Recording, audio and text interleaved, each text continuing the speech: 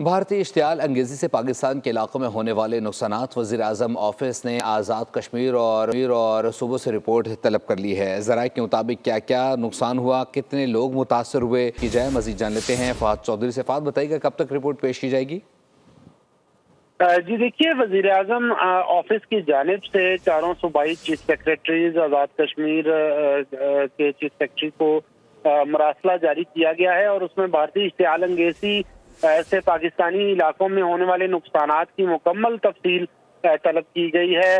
इसमें जायदादों को क्या क्या नुकसान पहुंचा, कितने लोग मुतासिर हुए, इसकी रिपोर्ट तलब की गई है। जबकि भारतीय हमलों से शहीद होने वाले अफराद और जख्मी होने वाले अफराद के आदाद शुमार भी फौरी तौर पर तलब किए गए हैं ताकि इस रिपोर्ट की रोशनी में जो शोहदा पैकेज है उसके तहत माली मुआवजा अदा करने का फैसला किया जाए, जबकि जख्मियों के लिए भी इमदाद का फैसला किया जाएगा।